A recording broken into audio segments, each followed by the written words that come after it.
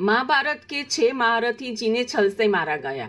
कुरुक्षेत्र का मैदान जहां करोड़ों योद्धाओं ने धर्म और अधर्म के नाम पर युद्ध में भाग लिया और अपनी जान गंवा दी। इस महायुद्ध को महाभारत के नाम से जाना है। श्री कृष्ण ने इस युद्ध से पहले अर्जुन से कहा था कि इन योद्धाओं को गौर से देख लो, ये इस युग के सबसे महान और पराक्रमी योद्धा है, जो इस युद्ध के बाद शायद ही देखने को मिलेंगे और आने वाले युगों में ऐसे योद्धा फिर जन्म भी नहीं लेंगे। भगवान श्री कृष्ण की इस बात से ही हम महाभारत के उस महाभीषण युद्ध की भयानकता का अंदाजा लगा सकते हैं। इस महायुद्ध को हुए 5000 साल बीत गए, लेकिन कहते हैं कि आज भी कुरुक्षेत्र की जमीन योद्धाओं के लहू को पीकर लाल है। धर्म और अधर्म के इस युद्ध में धर्म की जीत के लिए कई महायोद्धाओं को छल पूर्वक और कई वीर योद्धाओं को युद्ध के नियम के विरुद्ध जाकर मार डाला था। क्योंकि जैसे आज हम बात करते हैं कि युद्ध का एक ही नियम होता है, जीत, और इसके लिए सारे नियम भुला दिए जाते हैं, ऐसा महाभारत काल में भी हो चुका है। चलिए जानते हैं क्या हुआ था, किस किस योद्धा को छल से मारा गया था। पितामह भीष्म महाभारत के महायुद्ध में सबसे बुजुर्ग और सभी योद्धाओं में श्रेष्ठ भीष्म थे। इन्हें पराजित किए बिना महाभारत के युद्ध में पांडवों का विजयी होना असंभव था, क्योंकि भीष्म कौरवों के सेनापति के तौर पर उनके ढाल बने हुए थे। 18 दिन तक चले इस युद्ध में भीष्म अकेले ही 10 दिनों तक पांडवों की सेना का संहार करते रहे। जब पांडवों को पता चल गया कि भीष्म के आगे कोई टिक नहीं सकता, ऐसी स्थिति में भगवान श्री कृष्ण की सलाह से अर्जुन अपने रथ पर शिखंडी को लेकर आते हैं, जो न पुरुष था न स्त्री। भीष्म शिखंडी को एक स्त्री मानते थे और इस रहस्य से पांडव परिचित थे। भीष्म के स्त्री पर अस्त्र शस्त्र नहीं उठाने की प्रतिज्ञा का लाभ उठाते हुए अर्जुन ने युद्ध के 10वें दिन शिखंडी को अपने रथ पर आगे कर दिया था। जब उसे देखकर पितामह भीष्म ने अपना धनुष रख दिया, तब शिखंडी की आड़ से बाहर निकल के अर्जुन ने अपने तीखे बाणों की बौछार कर भीष्म को बाणों की शैया पर लेटा दिया था। द्रोणाचार्य भीष्म के बाद कौरव के सेनापति बने द्रोणाचार्य।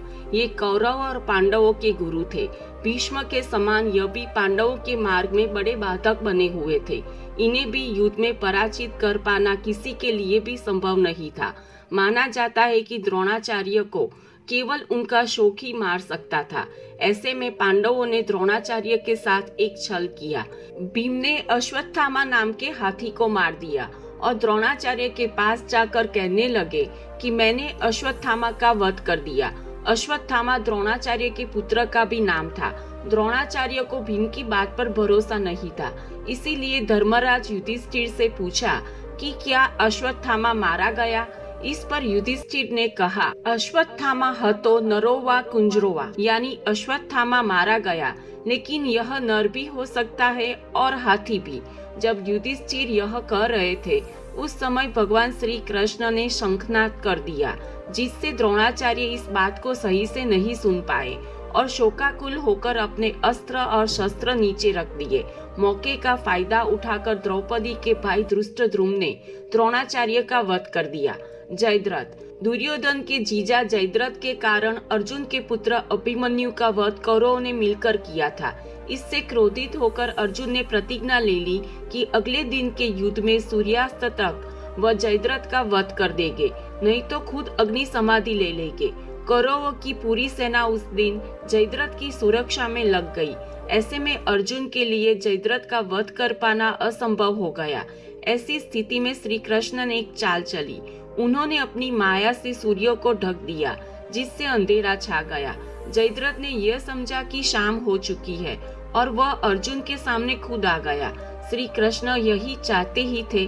उन्होंने अर्जुन से कहा, अपना धनुष उठाओ और जयद्रथ का वध करो, अभी सूर्यास्त नहीं हुआ है।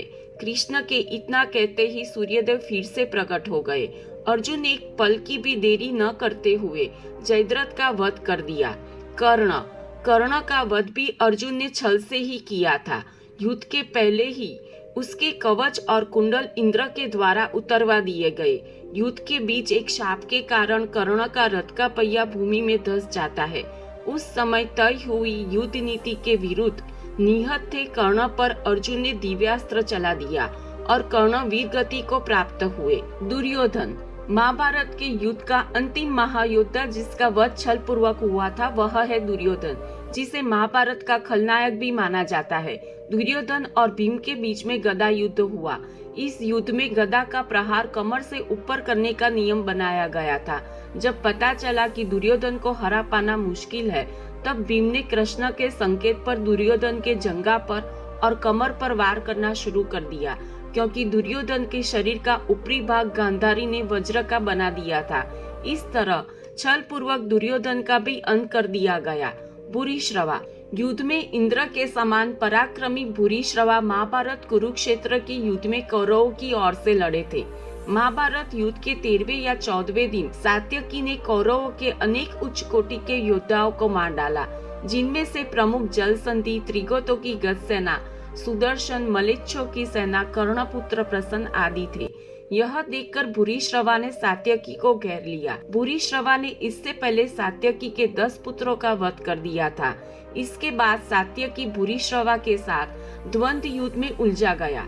पहले उनमें धनुर्युद्ध हुआ, फिर गदा युद्ध हुआ और अंत में तलवार युद्ध हुआ। लड़ते लड़ते अचानक सात्यकी के हाथ की तलवार छूट गई।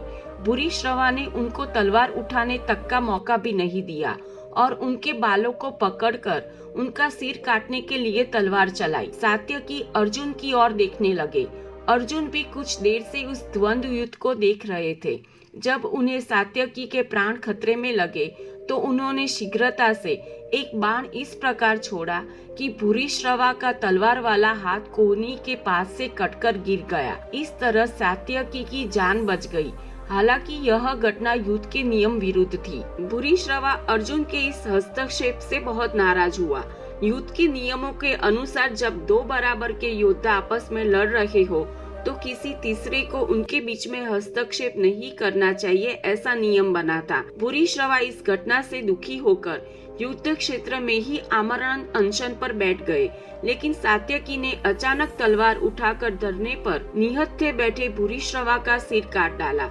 यह भी नियम के विपरीत था। महाभारत के ऐसे कई अनसुलझे रहस्य हैं, जिन्हें हम आपको बताते रहेंगे। ऐसी रोचक बातें जानने के लिए हमारी चैनल को सब्सक्राइब कर दीजिए।